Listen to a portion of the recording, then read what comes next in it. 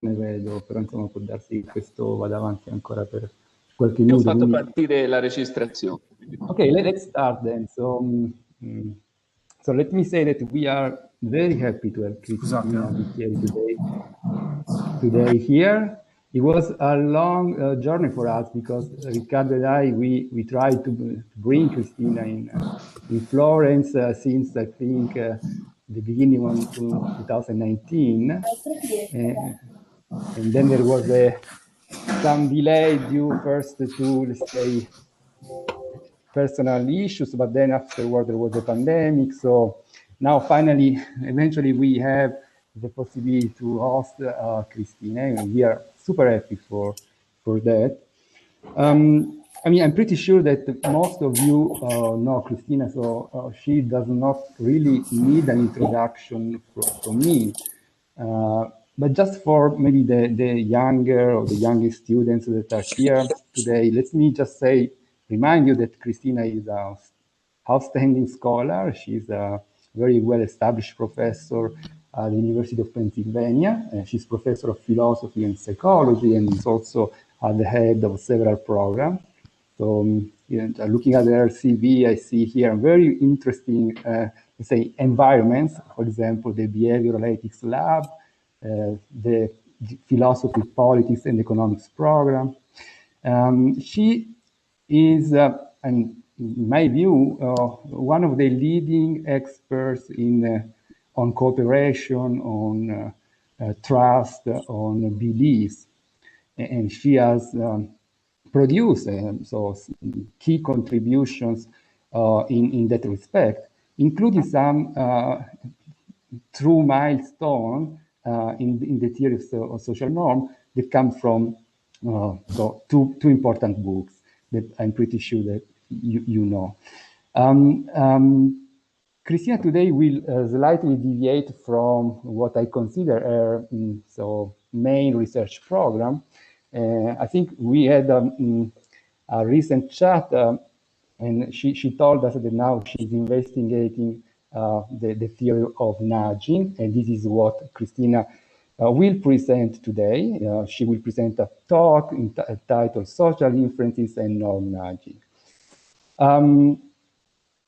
Just before starting, let me just say that this is part of, the seminar here is part of a program, a research program that Riccardo, Maria, Marino, and me, we are conducting on circular social norms, and that's why we all invited Cristina.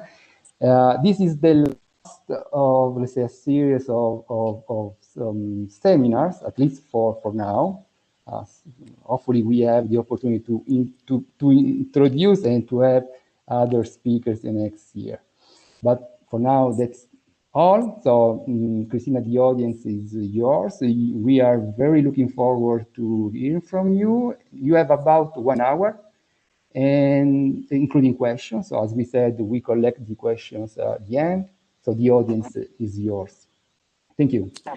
Thank you. I'm very happy to be here and to see so many friends that I am happy to see again. Okay, this talk is about norm nudging, which is a very popular type of public intervention, and a recent work that I'm doing on social inferences and how, you know, it relates to norm nudging and to the problem that there are with norm nudging. So let's look at norm nudging. Now, let me move this here. Now, lots of people have read the Thaler and Sunstein book on nudging. And the interesting thing about nudging is that without using or changing economic incentives, without forbidding options, you can reframe the choice architecture. Now, the typical examples of norm nudging, the early examples of norm nudging, are attempts to change individual behavior. For example, organ donation, how do you induce people to donate their organs, after they die, they have an accident, etc. Or how do you induce people to save more in their pension plans? How do you induce people to take their medication, especially long-term medication, etc.? Now, all these inducements are based on the idea that you can rely on some psychological biases that people have. For example, saving more in 401k, or 403b, these are our normal pension plans, where we put money and the company, matches part of it.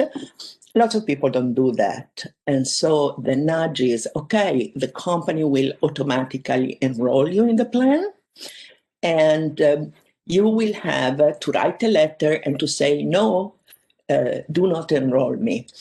And since we are pretty lazy, and so if there is an automatic enrollment, probably people will stay with it, which indeed happened. And it happened also in Austria with organ donation, was a sort of default enrollment. Now, okay, let me go. I cannot move. Okay, move this. All right.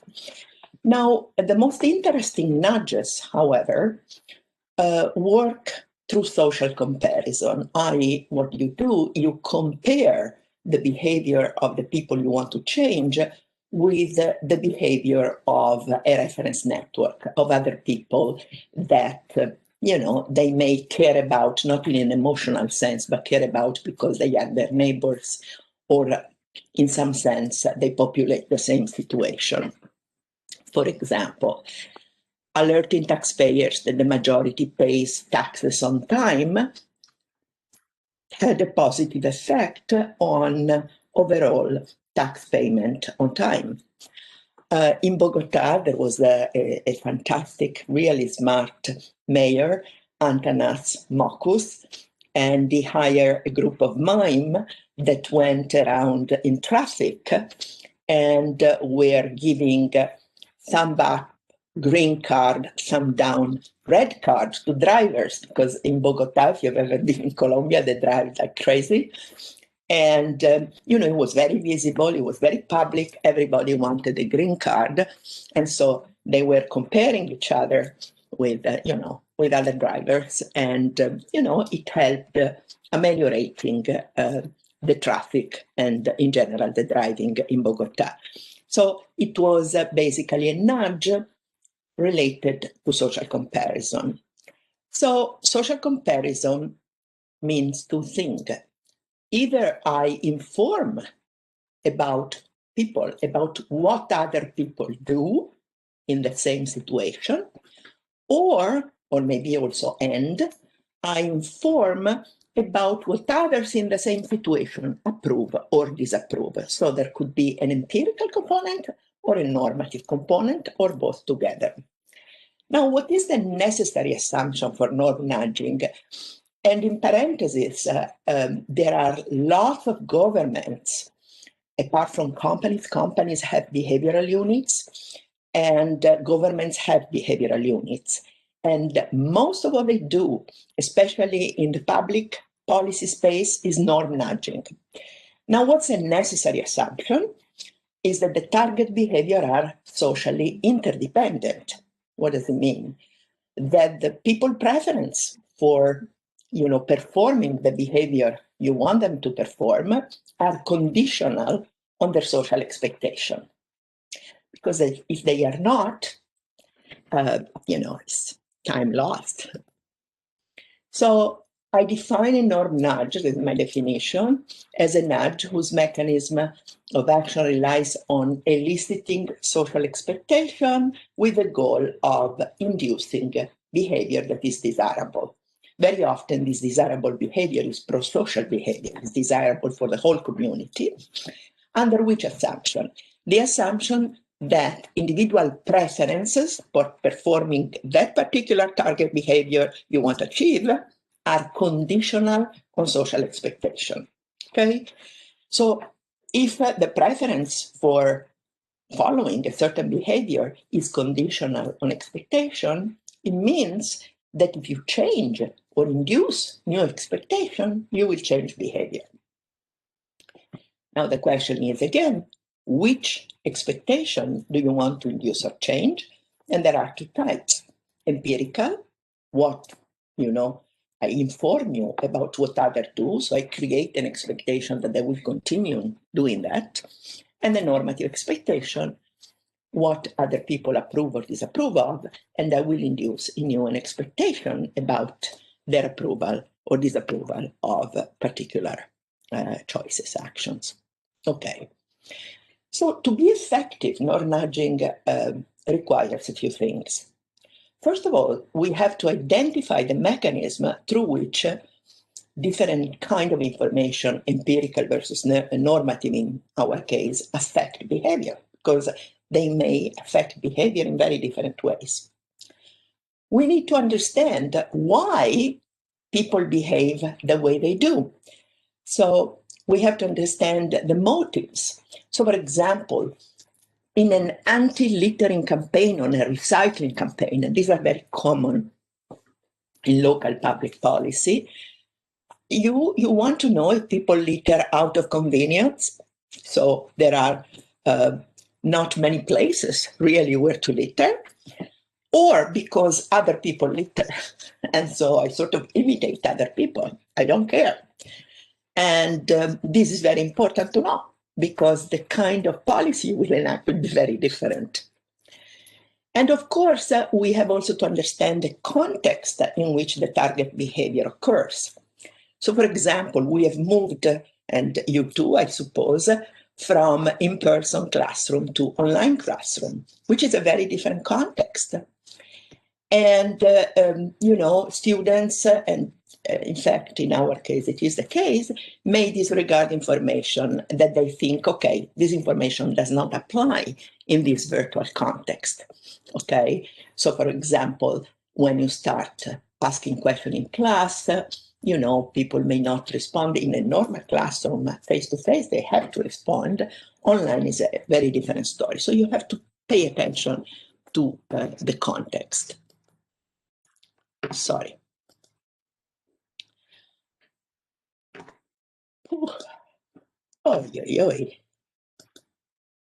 Okay. So to understand how norm nudging function, how it can be effective, first of all, the first point we start is understanding what motivates behavior. And in my work, especially in the 2006 book, The Grammar of Society, I very explicitly say, what a model of choice we should have in order to measure and diagnose behavior, okay?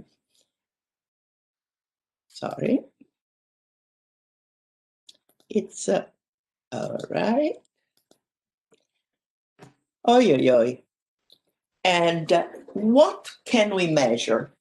Okay, let me do open a brief parenthesis. Social norms have been studied for centuries, okay, by many social scientists, sociologists, anthropologists, economists have used the idea but haven't really studied what they are. But in game theory, we use them. And the important thing is that there was a lack of measurement, which led people to say, or scholars to say, well, social norms are interesting, of course they exist, but we can't really know whether they cause behavior, how can we measure them, etc. So all my effort has been devoted to measurement, and all my applied work is about measurement. So what do we measure? We have to measure social expectations. We do that through surveys. We can discuss that. How do we do? We have to measure reference network. Norms are properties of networks, not of people. And expectation refer to a network of people, not to everybody. And who's the reference network is very important, especially if you want to change behavior. We have to measure preferences and ask the question, are they conditional on expectation or not? What does it mean? It means that we have to assess whether expectations have a causal influence on behavior. And there are various ways to do it. And if expectations have causal influence of behavior, we can say that behaviors are socially interdependent. Otherwise, they are independent. Okay. So social expectation, as I said before, I divide them into empirical and normative. Empirical, what I believe others do, of course, in a similar situation, and normative, what I believe others believe one should do in a similar situation. And these are relatively easy to measure. The problem is, before we measure them, we have to think who the others would be. And the others are what I call a reference network. So social expectation always refer to a specific reference network. So people whose belief and behavior matter to the actor. So for example, suppose you are driving in Florence. Who's your reference network? Well, all the drivers and people who bike and people who go on a motorino and even people who walk on the street, you know, or cross the street where you drive. This is your reference network. It's quite extensive, but that's it. The reference network in your department will be all the faculty and probably also all your students. So reference network vary from situation to situation. And sometimes they are pretty complex to measure. We can discuss that later on, but you always have to be able to measure it. And there are standard network measurements that you can apply. Now, conditional preference. Conditional on what? Well, preferences in this case should be conditional, okay, on your social expectation. So the question is, do these expectations matter to behavior? Do they have causal relevance? And if they do, that's great, because we know that if we change this expectation, if we succeed in changing this expectation, behavior will change. Another question we ask is, do certain expectations matter more than others? Do empirical expectations have a stronger, pull instead of normative ones? And, we do a lot of experiments in the lab mostly to understand that. And my answer is yes. Empirical expectations usually are much stronger, and I will discuss that at the end. Okay? So crucial for norm nudging is to assess the preferences are conditional on social expectation. If they are not, you waste time and money. So I like to show that I did this for UNICEF people. It's very simple. So there are social expectations, there is behavior, and there is a causal link. And the causal link is conditional preferences. Now, it's very, very important when you study behavior and the motivation to be able to say the behavior is independent or interdependent. Okay? For example, lots of collective habits. So there is a collective pattern of behavior, like we use umbrella when it rains. Do we have expectation about other people doing that? For sure. But do these expectations cause me to go out with an umbrella? Of course not. Okay, so it's a completely independent behavior, independent in the sense that is not socially dependent on my expectation. Moral behavior, lots of moral behavior are independent behavior. So I would not harm an innocent person. So it's a sort of moral rule I obey independently of what I may observe other people doing or I may believe other people approve or disapprove of. So some moral behaviors, or what I think should be called moral behavior, are socially independent. But most social norm and convention and descriptive norms are interdependent behavior, okay, where the motivating factor for behaving in that way is conditional, okay, on social expectation. Fashions, you expect people to dress in a certain way, you may imitate them. Rules of etiquette, convention like driving on the left or the right of the road, and fairness rules. You know, you want to be fair, there are certain fairness rules about how to divide the cake. And again, they may vary from culture to culture, but certainly, you know, are not your choice to follow these rules. It's not independent from what you believe other people do or approve or disapprove. So once you observe a certain pattern of behavior, the first question is asking yourself if people prefer to follow it because they have certain type of expectation or not. And to the left are custom and moral norms in which typically you don't follow, you don't engage in this behavior because you have certain expectation, but for completely different reason.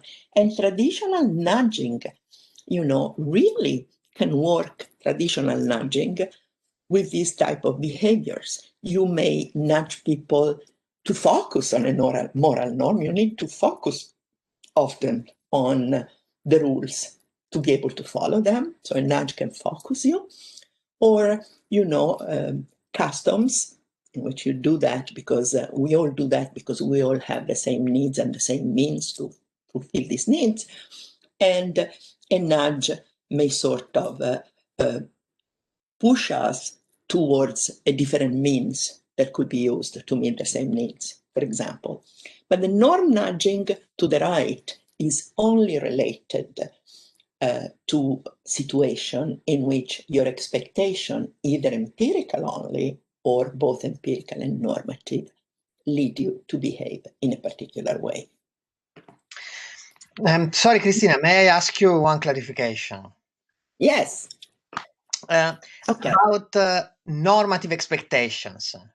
Yes. Does it make any substantial difference whether the expectation is about what the other thinks, what the other think that you ought to do, or what they ought to do? I mean, it's a bit. Okay, very important. Okay, thanks. Okay.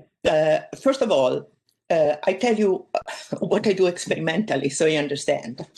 So experimentally, typically, I ask people about their personal normative beliefs. What do you think one should do in this situation, or one ought to do, okay? And you know, I'm asking, you know, everyone in my sample, okay? Then I ask everyone, what do you think? And again, I may vary. The majority answer or the modal answer is, but I like to think of, you know, the majority with, when I work in developing country, you know, I don't use ever probabilities, you know, give me the probability that is impossible. But the normal way to do is, out of 10 people in your community, how many do you think, you know, think one should do that? So the important thing here is that you have the personal normative beliefs, and then you have second order belief. Normative expectation are second order beliefs about what other people think one should do. Let me ask exactly on this point. Is this one a generic one, anonymous person in the population, or is it me? Is generic. What one should do. Wait a moment. I don't ask so like a puff in the air. What I ask is, you know, what one should do in this particular situation where you are situated. So if I think that one should cut the cake in equal parts, I also think that you should cut the cake in equal parts. So you're not an exception, okay? But my problem is I might have special characteristics. I might have some disadvantages, or I might have special tastes for which the injunctive, the normative expectation might be different with respect to the anonymous generic individual. No, absolutely. No. If, for example, think of fairness, okay? And think of a situation in which, fairness may mean different things. It may mean share equally if there is no reason to differentiate among people, or give more to the more needy, or give more to the more deserving. It depends. And for every situation, the crucial thing is to choose the appropriate, in the case of fairness, division.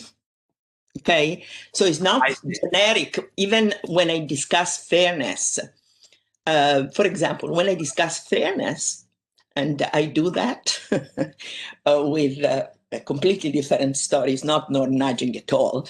But when we ask people about fairness, we ask people different questions about, is it better to give more to the needy? Is it better to give more to the more deserving? Is it better to share equally? And you will get very different answers when you change the object to be shared. Is it education? Is it medical care? It depends. So when I do very specific surveys, I'm very specific about this kind of question. They are not generic. But when you ask about, for example, I work in India, for the Gates Foundation, about building toilets and having a toilet and using a toilet. And when you ask stuff about, if a person, and I always have the if then, if a person or a family has a toilet, do you believe they should use it? Of course, you have to assume they have a toilet, okay? Because otherwise it's a stupid question, but if they don't, well, they might not, they may go to a neighbor, etc., etc.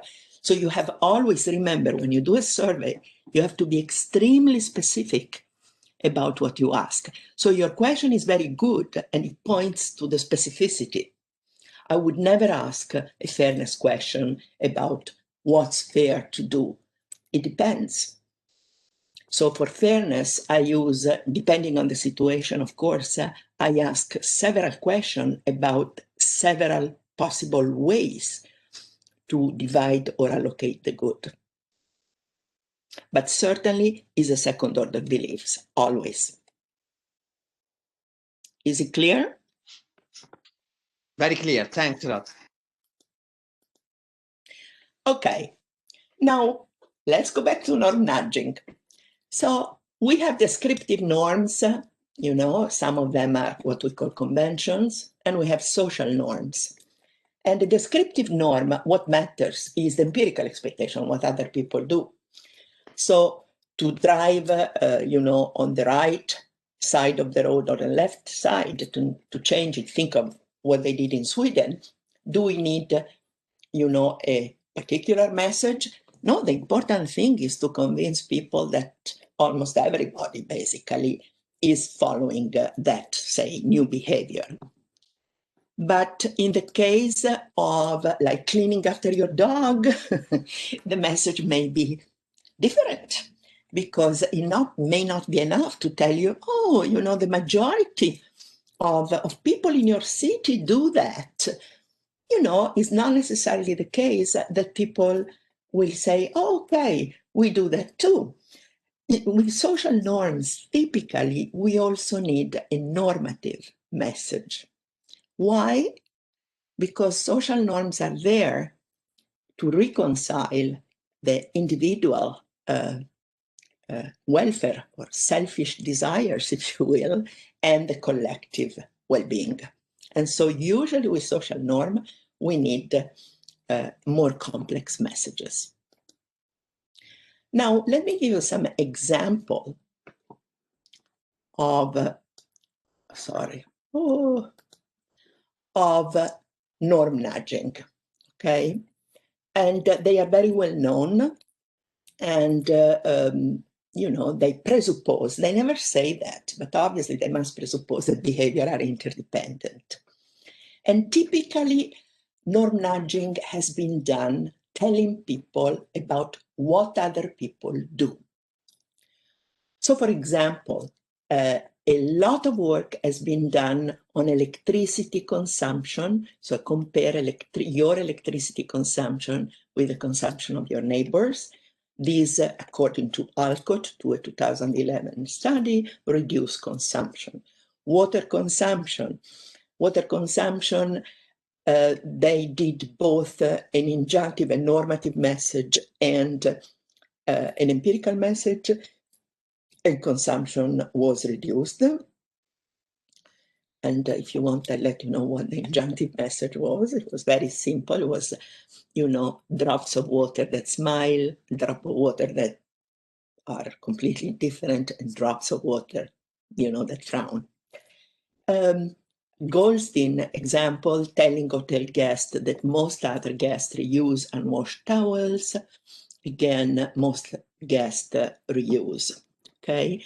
Now, with all these examples, I say they work because in these studies, they assessed that behavior changed. Now, these are not longitudinal studies.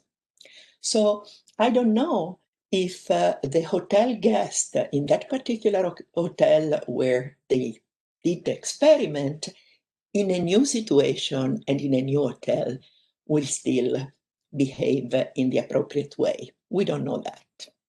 We don't know, especially with electricity and water consumption, if it is a long-lasting effect or not. My sense of having worked not on these particular issues, but bigger issue in developing countries, is that very often they don't last. And so you have to understand why.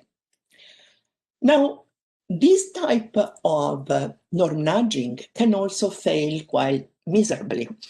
And an example is in the paper by Schutz and colleagues. So they compare electricity consumption to the average consumption of your neighbors. The average, they give you the average. So everyone who was below average increased consumption to be at the average. People who were above average decreased a little bit, but not that much. So overall, it was quite a disaster. So it's very interesting because, they expected exactly the opposite. So what are the reasons for failure of norm nudging when you send empirical messages? Okay. One reason for failure, as I said, you have always to be careful about who the reference network is. Who are the people we refer to when, we decide to engage or not engage in a specific behavior? And Holsworth did a very nice study. I always teach this study to my student. So there were some general practitioners in the UK and England that prescribed much more antibiotics than other GPs in their area. Okay? And what they did, they informed all the overprescribing doctors that they prescribed more than 80% of the other doctors in the same area. And this reduced the antibiotic prescription. It's very interesting because the reference network is not, you are in London and I tell you what GPs do in Scotland. It may be very different. There may be other reasons why they overprescribe or underprescribe antibiotics. But it is people in your area, so you can relate to them. The patients will be quite similar, and so on and so forth. So the idea is, in this case, the reference network was very, very clear. Now, if the reference network is not clear, and we have a paper on lab experiments did with economists, in which basically, if there is ambiguity about the reference network, people will engage in self-serving interpretation, or what is also called motivated reasoning. That is, if the network is not clear, you will think, oh, but only people, let's say, with low cost will perform this action. I am a high cost person, I won't do that. So it's very important to avoid ambiguity about the reference network. The second problem is, of course, that the messenger may not be trusted or credible. And we have another paper with two economists, Dimante Xiao, about that. So the credibility is absolutely crucial. And also the fact that the messenger is trusted, that you think there is no vested interest in asking you to change behavior. And last but not least, this we know from psychology, that people tend to reject information which is not consistent with their beliefs. So you have to pay attention to that too. Now, I spoke about empirical message until now. Normative messages are also important. More normative messages, again, second order, they want to elicit second order belief about what other people in your reference network think should be done in that situation. And for example, we have had a variety of normative messages that were sent around. Now, when I talk of normative messages, I have not differentiated between messages about what other people think should be done versus messages about what is the right thing to do. These are two very different types of messages, okay? Now, it is very important to be aware of the kind of normative message you send, okay? Because a normative message about the right thing to do is XYZ may provide the wrong type of information. So I may infer, if you need to tell me what the right thing to do is, it means that people don't do the right thing. So it may have a really counterproductive effect. There have been a lot, I quote some literature here, Brent, Cialdini, Schultz, Banot, normative messages for water conservation, apparently in that particular situation were effective. Cialdini claims that positive normative message outweighed the negative descriptive norm about littering. And I did an experiment with Ertexia in which we show exactly the opposite. And Bannock in particular, adding normative information, the crying or happy, drops of water, in addition to the empirical information about electricity usage, was effective. However, I have shown in a paper with Ertexia in 2009 that when normative and empirical messages are incongruent, so people do something, but people also say one shouldn't do that, or people say one should do that, but maybe they don't do that, we know that empirical information win. Okay, and in particular, negative empirical information, they do the wrong thing, it will be followed. And as we go on, I will show you, I am exactly studying social inferences to understand why this happens. Okay? Sorry. The COVID-19 example is a great example in which we have received a lot of conflicting information. The right thing to do is, but then, 11,000 people have been fined because they were driving around without a good reason to drive around in a red zone, for example. There are a lot of examples of that. And these conflicting messages wreak havoc on our effort to induce, people to follow the public health rules. Okay. Now, how does norm nudging backfire? How it happens that our norm nudging may get completely different effects? As I said before, when there is ambiguity, especially about the reference network, information may allow what Jason Dane and other people have called the moral wiggle room. So we can interpret the situation or the information in this case in a way that is conducive to our, selfish preferences, to behave in a way we really like, which may be completely opposite to what the collective welfare is. Another important point is that mentioning that many people engage in behavior which is not positive, that is socially harmful, normalizes it. Okay? So, for example, corruption campaigns are interesting because very often they tell people how many people are corrupt, how many people bribe, especially petty corruption is really important. How many people pay bribes for this and that. And this normalizes behavior. And when you normalize behavior, when behavior is common, is normal, is okay, it becomes okay. It becomes acceptable. And as we shall see with social inferences, so when something is common, very often becomes acceptable. And this is a very bad type of social inference people normally draw. The last but not least, we draw asymmetric inferences, which is what I was saying before, from different types of information. So commonness of negative behavior, so we give empirical information about how many people misbehave. People interpret it as, well, they must approve of it. And this is very negative. The second is disapproval of negative behavior. Okay, so you give you normative information that people disapprove negative behavior does not imply that they will do it, they will do the right thing.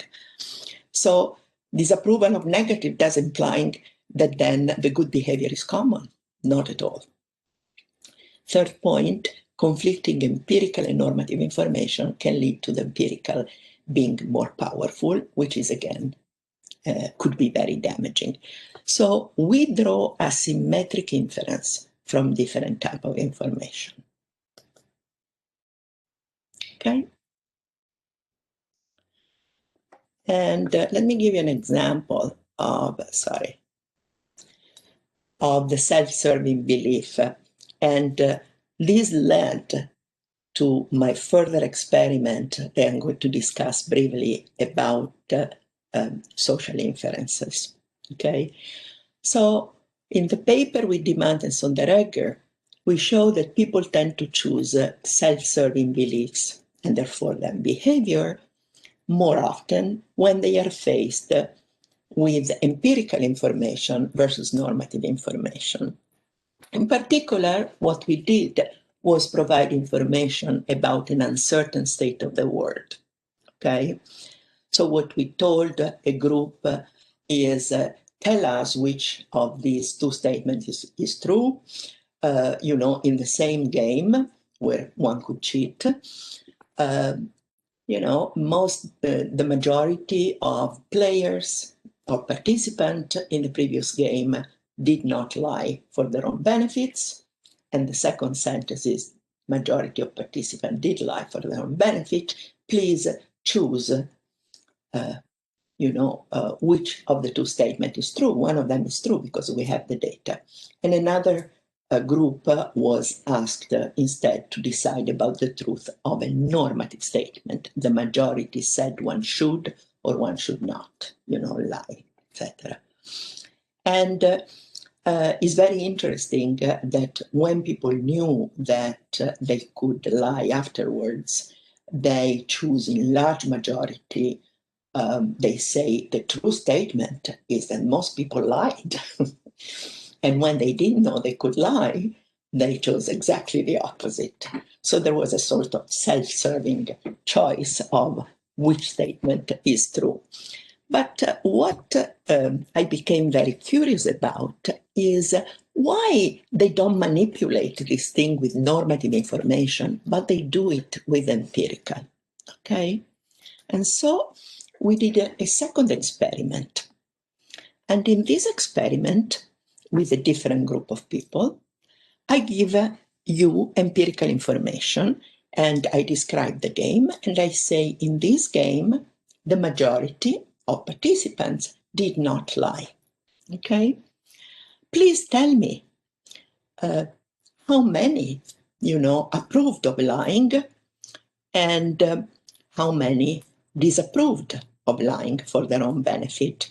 And if you look at, the numbers, people believe that the large majority of those who did not lie disapprove of lying. So they infer from the action, from the choice of not lying, that the normative, they did not approve of lying. Now, another group is asked, okay, in this particular situation, in this particular game, I tell you that the majority disapproved of lying. So I give you the normative information. And what do you think I elicit your empirical belief?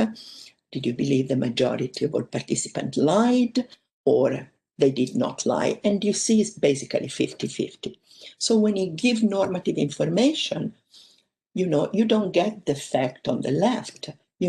People say one should not lie, then people don't lie. Not at all. One is because, as we say, ci pistocco, or in Italian si say fra il dire e il fare c'è di mezzo il mare, è vero.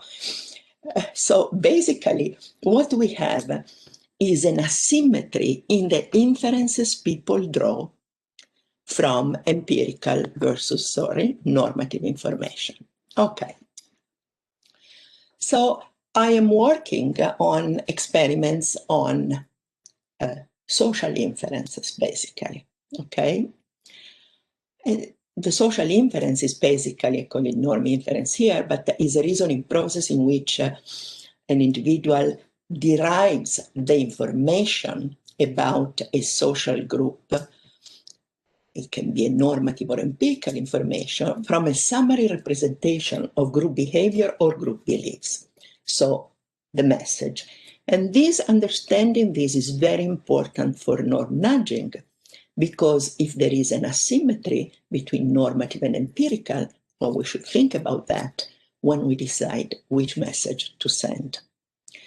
And what we show in this experiment is that individual differences in norm inference, there are individual differences across behavior domains. So the domain of behavior matters a lot, and we may discuss why.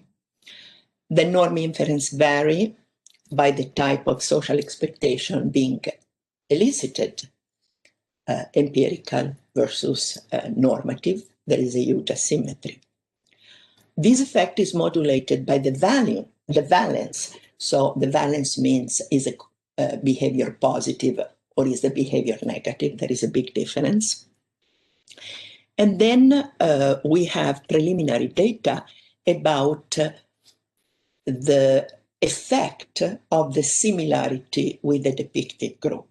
Okay, if I ask you these questions about a group you identify with, and I create and then measure identification, the effects are a little bit different. So in two different studies, participants were randomly assigned to judge the approval rates of the behavior among residents in an hypothetical city after receiving empirical information regarding how common a behavior is. Most people, let's say, donate to charity, as an example, or judge the prevalence of a behavior after receiving the normative information regarding the city residents, this hypothetical city, endorsement. Most people here think it is appropriate to donate to the charity. And so the first study manipulated the valence, i.e. is a positive or a negative behavior. And the second study manipulated the similarity with group members. Okay. Now the experiment uses a 2x2 factorial between subject design. Okay, so empirical or normative information, positive versus negative behavior, and randomize the order of 23 different behaviors. for each participant. Okay? For each behavior, a participant was randomly assigned to one of the 4 conditions. So it was empirical positive or empirical negative or normative positive or normative negative. Okay? And why did you choose these 23 behavior? Because these behavior were selected. We selected them from several behavioral change studies that use social norm messaging. So they use these behaviors, okay, in the health center result. And of course, we include dishonest behavior like cheating, pro-social behavior like giving to charity, pro-environmental behavior, and all these behavior have been studied in the context of norm nudging, okay? And as an example, participants were first presented with a vignette narrative. Now we will enter a world travel machine. We land in a city that is randomly selected by our system, and you will receive information about most residents are doing or thinking in this city. Tell us what you infer from the information about what, in fact, more residents do or think is appropriate. Now, why do we use vignette? And why don't I ask directly? Because there are always demand effects.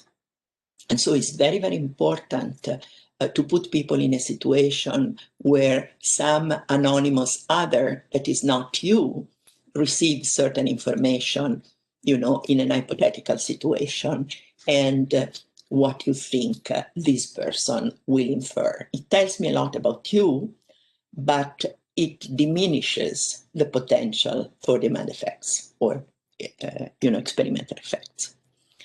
Okay? And we use a slider to indicate, the inference they make from the message. And the slider goes from 0 to 100. And 0 means I infer that nobody does or approves or disapprove of it.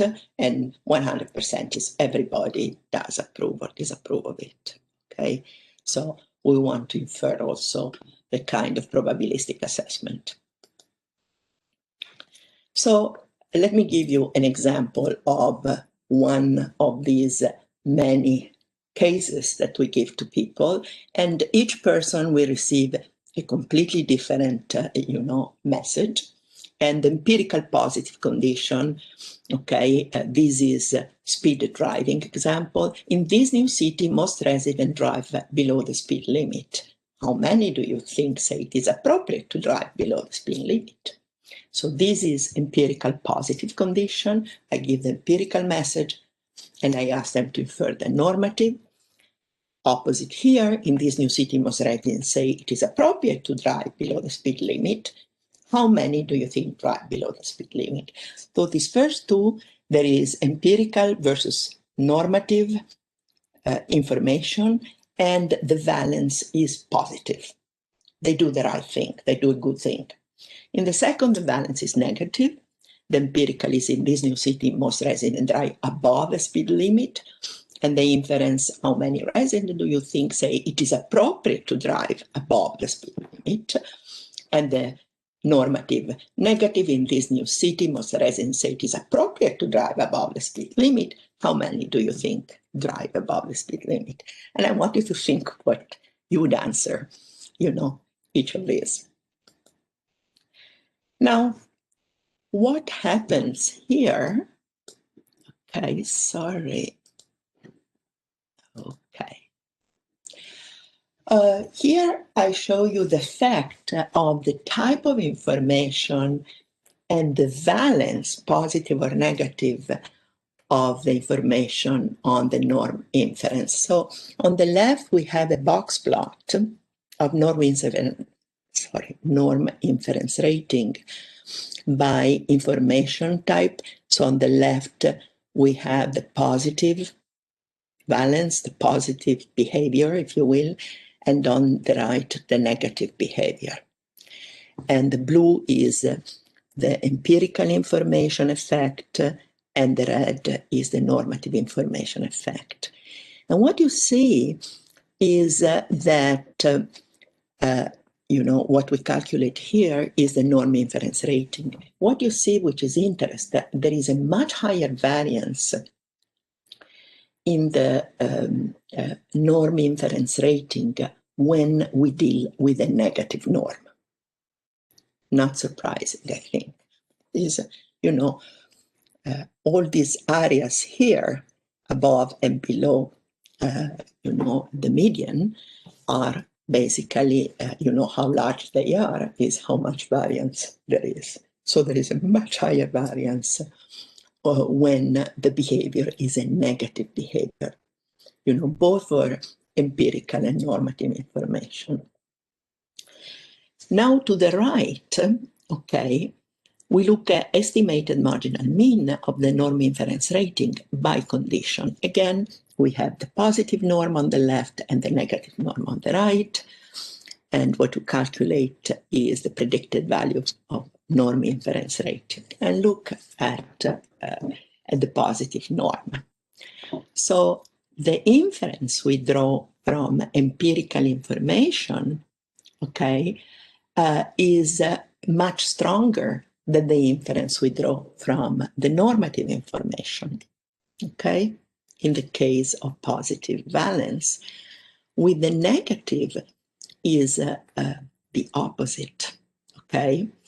So the inference we draw is moderately stronger with the negative versus, you know, with the negative normative versus the positive normative, which is interesting. So there are two types of asymmetry, empirical versus normative inference, and positive versus negative, basically valence, okay?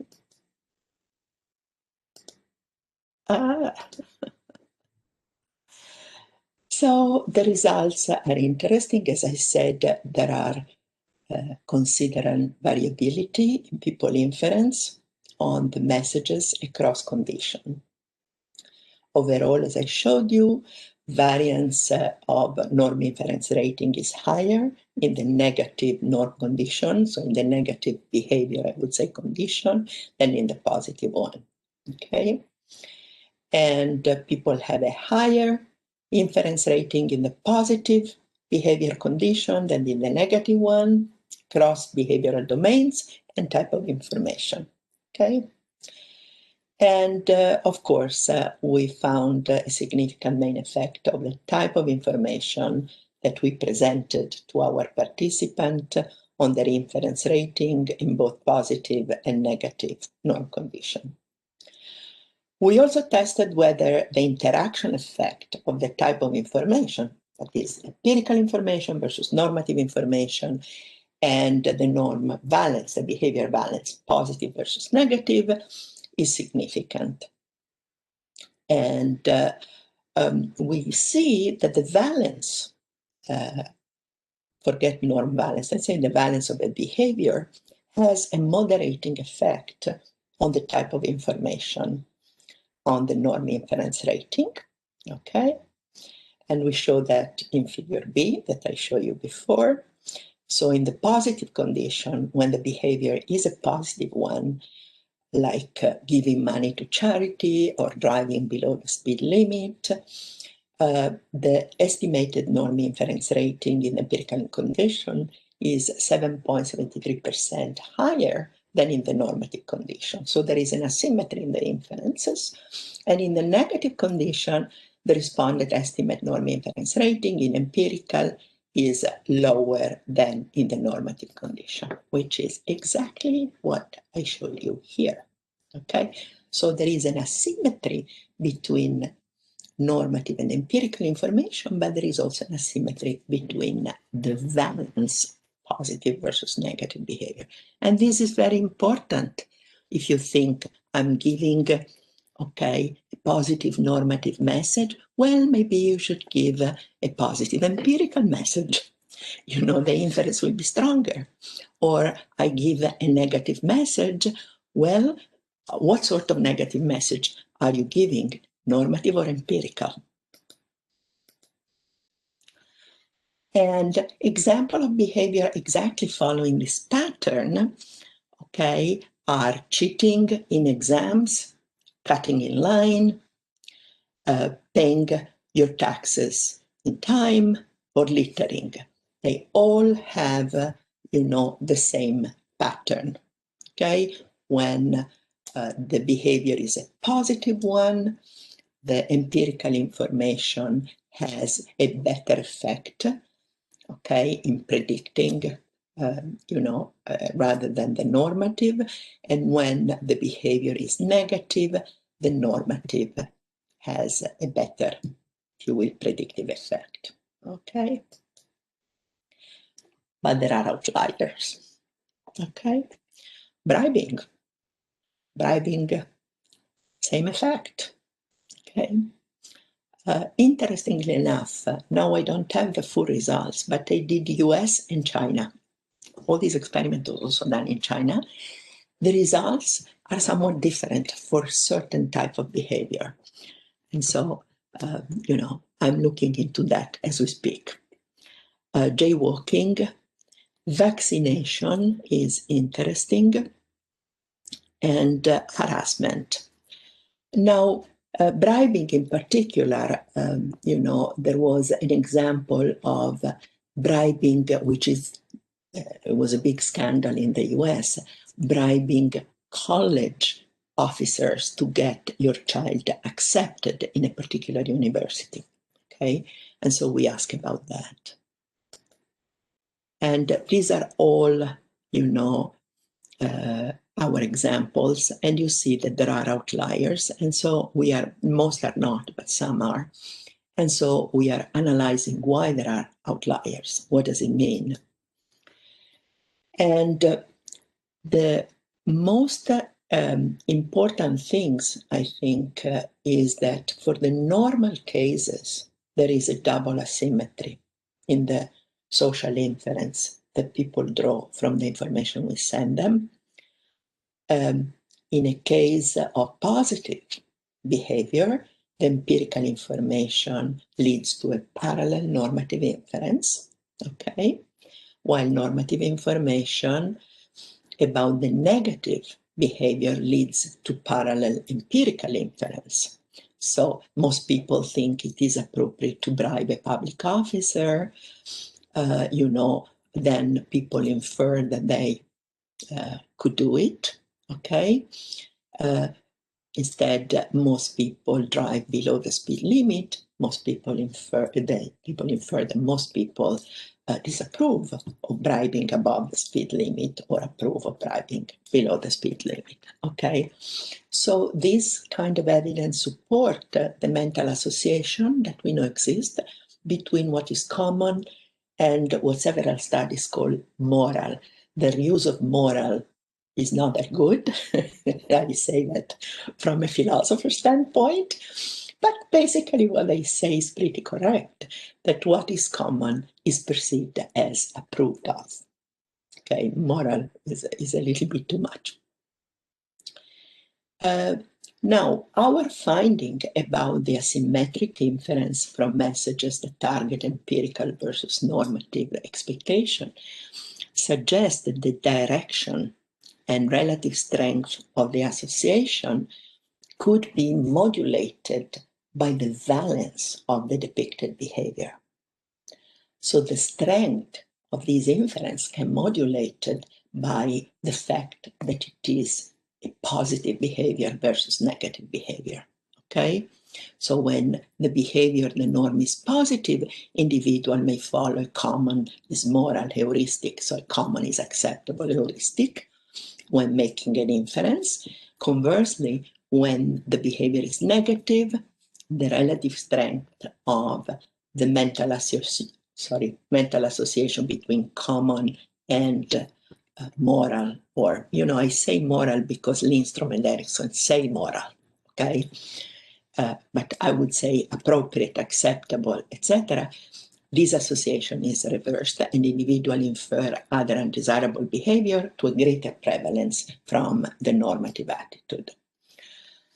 Now, I believe that pattern of this would explain the outliers. Let's go back to the outliers, like bribing public officers. So the pattern of our inference is context dependent, not just could be, is context dependent. So why some behavior fall out of this pattern? So for example, if I tell you that most people approve bribing college admission officers, will infer that most people do that. And people do not. Why? Because it's very costly. Because from the news, you know, the minimum was like $500,000. Okay, people were paying ridiculous sums of money to have their children admitted to a top college. And so, of course, the domain is very, very important. The context is very important. So when there are outliers, we believe we can explain by the frequency, how frequent it is that indeed people, you know, bribe to enter a college, very infrequent because it's very expensive. The level of agreement, the vaccine outliers, I mean, there is a lot of polarization and disagreement about vaccination, pro and cons, the no-vax movement. So this is another reason. Or, you know, how observable it is a certain behavior. There are behaviors that are not very private, not easily observable, so people are very undecided about that, okay? And this is the college example, okay? So this is the idea that when there are outliers, we can generally explain them with, you know, differences in these factors. Now, what are the general conclusions that I may draw here? Now, first of all, that interdependent behavior, we know that are very common, may come in many different forms, and we should be we should be able to distinguish between independent and interdependent behavior, and norm nudging is only effective if behaviors are interdependent. So we have to measure through surveys, usually, not only people expectation, but whether expectations have a causal effect. How do we do that? We combine statistical analysis with vignettes that show whether, you know, varying, because we are in the field, we are not in the lab. In the lab, you can vary information and change expectation. In the field, you have to use vignettes with a hypothetical situation in which people receive certain type of empirical or normative information, and then you ask your subject what you think this person will do. This is the only way to assess whether, you know, they believe that expectation motivate or cause behavior, okay? So norm nudging can be effective only when behavior, we assess behavior as conditional on social expectation. Now, the effectiveness of norma, even if there is interdependence, we assess it, yes, it's there, the effectiveness can depend upon many different factors. One is avoiding uncertainty, especially uncertainty about the reference network, because this can be the kiss of death, basically, because it leaves open, what we call the moral wiggle room, or basically self-serving interpretations. Second, again, always choose the appropriate reference network. Not only avoid uncertainty about reference network, but choose the right one, okay? So you elicit basically identification with this particular reference network. So these are people whose choices, for some reason, matter to me. Use trusted messages and messengers for conveying information. We have a very interesting study on COVID-19 that shows that even if you do norm nudging and achieve high empirical and normative expectation about obedience, compliance with public health measures, if people don't trust science and the scientific message that is sent around, norm nudging will not be effective. So it's very important, you know, to trust the messenger, in this case, the scientist. If you don't, the effect is pretty bad. And try to give public examples of positive behavior. Do not make very public, you know, the commonness of negative behavior. And always consider the asymmetry between empirical and normative information. So empirical matters more than normative, especially if it's positive. If it is negative, maybe normative usually matter more than empirical. Valence, of course, matters. Negative behavior, when it is perceived as very common, generally let people imply that it is approval. So the empirical, you know, drives the normative. Disapproval of negative behavior, the normative message doesn't imply that, you know, that good behavior is common. So that normative in the case that imply the empirical. And if we give people conflicting empirical and normative information, may often lead to the empirical being more powerful. So these are all sort of the consideration that I think we should keep in mind when we do norm nudging. And we have a lot of experimental work, you know, also with economic models, you know, to do that. But I think it's very important to think more in general of norm nudging as messages that, you know, the media or policymakers are sending around. And what I say is be very careful about what you're sending around. And here I conclude. Okay, thank you, Cristina. It was very interesting. I think we have a few minutes or some I see time. nobody. I see, I don't see anyone. Because you're still sharing the screen and you see, I think you see your screen. You can stop the sharing.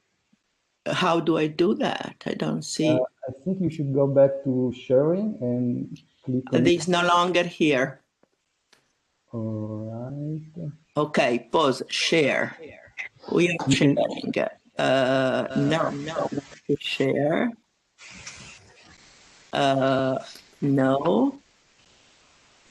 No. Oh my God. How do I do that? Is a system that I don't know. Stop sharing. Here it is. Okay. I don't share anymore. Can Okay, I? here we go. Oh, now I see everybody. That's wonderful. Great. Thank you. I think we have time for some questions. If there is any, please go ahead if you have any question. That's wonderful. I do have one, but I will keep mine in. So go ahead, please. So I have a question about the last experiment that you showed us. There was one anomaly in particular among the various cases of norms. That was one about harassment, in which the normative expectations predicted better than the empirical. In both the positive and negative valence case. I was wondering if you had any thoughts as to why that might be. Well, remember that there is, especially in the US, I don't know in Italy, but a very strong disapproval of harassment, especially after the Me Too movement. And so this is a really special case because, as I say, the domain is a very touchy domain, okay? And so even if I think, okay, I tell you most people approve of harassment, people may think, okay, how will they do that? You know, also because there are, remember that in this case, there are also legal implications and people can think about that. But with the vaccine case, for example, is a typical controversial case in which there are people pro and against vaccination. And so we don't get the same result. But with a lot of stuff instead, we get, and again, we took all these examples from the literature, you know, that are studied in the norm nudging literature, etc. And most of them follow our pattern. Could it be that in case of harassment, the behavior is more independent or less interdependent, and there are more? I don't think so. I don't think so. I think that it is, if it is, let's say, perceived as something that people commonly do, which was the case actually before the Me Too movement. I mean, it was the case. You know, if I think it's very interesting doing a longitudinal study on certain behavior. Because had I done a study a few years ago, I may have had a different result about harassment. And now, of course, you know, especially in the US, but I think in Italy too, we would have a very similar pattern. Okay, I think there is also a question by Marco Mantovani. Marco, scusate tutti gli italiani, chiedimele in italiano, perché alcune parole non posso saperle, le dico in inglese, ma parlo italiano. But I think that there are some foreigners in the audience, so it's okay to go ahead with it. So my question is quite general. So I find a little bit of a tension between the idea of nudging and that of a social norm. So you showed us that there are problems when there are asymmetries between behavior and norms. And this asymmetry seems necessary, seems structural, because if everybody is following the norm, you don't need any nudging. And if people are not following the norm, then you need nudging, but you have a tension between the empirical signal and the norm signal. Isn't it the case? Okay, that's a good question. There is a lot of confusion about what is a norm and why you should nudge people to follow a norm. Allora, according to Cialdini, a famous social psychologist who wrote who was the first actually, without naming it, norm nudging, was talking about that. So Cialdini believes that even if there is a norm, if you don't focus people on the norm, people will never follow it. Will do something else. And his theory is rightly called the focus theory of norms. So his idea is, when I send you this message, normative or empirical, I focus you on a norm. What does it mean by norm? Okay. Now, there is a huge debate. You know, many people are accepting my definition of social norm, but some psychologists are still thinking a norm is just common behavior. But common behavior can be independent or interdependent, and you're going to be in trouble if you just work on common behavior as if it is a social norm. So keep in mind that there is a lot of confusion and a lot of disagreement, even among psychologists and social psychologists, about what a norm is. But the first norm nudger, without calling himself a norm nudger, was Cialdini. And Cialdini's idea is norm is some sort of, he says a descriptive norm is common behavior, and an injunctive norm is common approval or disapproval of that behavior, okay? And I completely disagree with his definitions, because I think we have to be much more careful, independent, interdependent, so on and so forth. But he said we need to focus people, okay, on the norm. And so nudging is crucial. It's crucial to send these messages, otherwise people will not focus and not obey the norm the way they intend it. And I think this confusion has led to a lot of failures of norm nudging. They say, oh my God, we have sent these messages, but they backfired. Why did they backfire? And what I'm saying is, okay, be very careful what sort of inference people draw from these messages. That's why I'm doing the social inferences study, okay? And if you send a normative message, what will people infer from it, okay? What people infer from an empirical message is a positive or negative behavior. This is crucial, okay? And so it's called norm nudging, but is usually, in my view, is nudging whenever the behavior are interdependent, nudging people to behave in a prosocial way, basically in a positive way, provided you give them certain messages about how much other people behave in that way, or how much people think that behavior is appropriate. Okay? But the focus theory is the reason why they started norm nudging. Because it's not stupid. Are we aware of the norms we follow? Marco, is a question for you. It's a good one. We are most of the time unaware that we're following certain norms. It's only when our expectations are violated we think, hey, come on, should have done that. We usually don't think about these things. Okay, I have a question myself, also, if I can. Hi, Sandro. So it goes back to your experiment, basically. So you find this, let's say, effect so provided by the empirical information, which is, let's say, to speak, dominant with respect to the normative one, right? Can you hear me? Yes, a little. All right. I don't know. Maybe better. Okay. Better.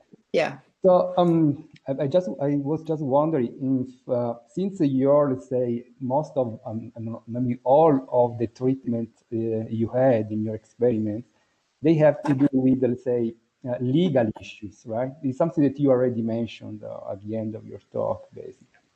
Now there is, in my view, there is let's say, a disclosure when you ask people, a disclosure of, let's say, a possible legal environment when you ask people what they do or what do they believe that the others do, instead of, let's say, the normative, let's say, messages you can send when you think, right, what you approve that the others do, or what you disapprove that the others do. So the first one, the empirical one, is something related to what actually is happening or may happen in a possible environment. The other one may also remain, say, in a territory which is purely theoretical, or I don't know, maybe unreal. So this is maybe justify why so the effect on empirical message is stronger than the one on the normative one. Am I wrong to see the insight behind that results in this way? No, I think it's very natural that, that the empirical message is stronger. Because, if I tell you that most people behave in a particular way, especially if it's a positive way, what you normally infer is that they approve of that behavior. Why would they do it otherwise? Especially if it is a positive, costly behavior, okay? It may be costly to drive below the speed limit. It may be costly if you could not to bribe a public officer, etc., etc. So if the behavior is somewhat accepted, you think that it is approved. Now, if I give you only the information that people disapprove of a certain behavior, would you infer that they don't do it? I don't believe so. And I have that in experiments, actually, in lab experiment.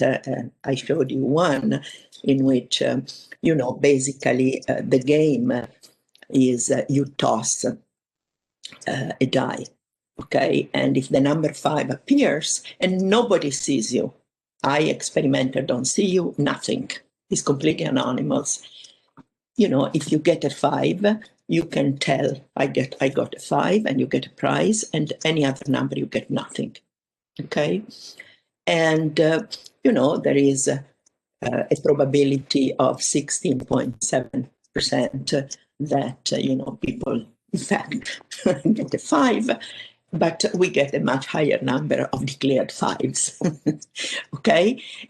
And when I give people the choice about which statement is true, most people lied or most people didn't lie, those that they know they will do the experiment afterward say, oh, almost 80% say, oh, the true statement is most people lied, okay? But in another experiment, when I give people just information about most people did not lie, what do you infer about their normative disposition, attitude? They say, oh, they really disapprove of lying. And when I give another group, most people, and I explain the experiment clearly, most people disapprove of lying. What do you think they do? Is 50-50. Some lied, some didn't. So I think it's a very natural inference that we make. Okay? Your question about the legal underpinning of certain behavior, you must be really focused on that. Okay? So as Giacomo questioned about the harassment, we are really focused in the US about the Me Too movement and the harassment and the legal implication, etc. So that may be really a very, very strong local condition, But normally, when I give you an hypothetical situation about certain behavior, it's not something you think about, the legal implication. And actually, people misbehave. People don't pay taxes. There are laws about paying taxes in time, pay the right amount. We are full of laws about that. There are laws about bribing and corruption, and there is a lot of corruption and bribing. And if you remember, I don't know if you can remember Tangentopoli, and if you remember the interviews with the managers that were arrested, what's the most typical thing they do was most people do that, as if the commonness of the behavior was a justification for doing it. It is as if, but then it is empirical, infernormative. It is acceptable. Well, they knew it was illegal. So I don't think the legal component plays an important role, unless, it's something very present to your mind. Not only the legal, it can be also, let's say, as you said, a more general norm. So it can be driven by legal, let's say, rules. It can be also, let's say, an informal rule, like exactly as you said, everyone does that, right? But that's what the question. My question was. So that's why I think the empirical message is just stronger than the normative one, just because it discloses an environment which is, so to speak, governed by some rule. It can be legal, it can be also, let's say, informal, but it's something that you should include when you make a statement like people do that. This is something that you don't find when you change the question, change the statement, which becomes people approve or people think or people disapprove. Because this is not something that reminds me on a real, on reality, on what it's possible to observe in a possible scenario environment. So I find that the two treatments, which were completely asymmetric, so they are not basically fully comparable, so to speak. I don't know if this is the right way to put it, right? but in one of the two statements, or in one of the two, let's say, treatment you use, the empirical one, there is something hidden, at least in my view, that is not in the normative one. Or it can be, I don't know, at least in something that you may also consider to verify. I may do, to follow what you say, I may do an after experiment questionnaire. And I may ask about that. We do that. Okay. So this is a good comment. Yeah. Right. Okay. You know, especially about the outliers. Yeah. Yes. Yeah. Yes. All right. Okay. Thank you. Thank you. I don't know if there are other questions, or if we can just conclude here. And okay, if there are not, let me check. No. Okay. So. Okay, let me just thank you, Cristina. It was a very nice and interesting talk. So we are very happy that eventually we managed to bring you here, even if only virtually, in Florence. I hope there will be in the future another chance to meet in person. And I think we can just thank you again. So, and say goodbye, and thank you all for attending the seminar. It was, I think, a common feeling that it was a very interesting talk. All right. Thank you so much. Thank you, Cristina. Bye. Bye all. Thank you very much, Cristina, for being here. Yeah. Yeah, we should coordinate on applause when we right. It was a pleasure. Okay. Thank you. Bye. Bye. Bye. Thank you. Leave meeting.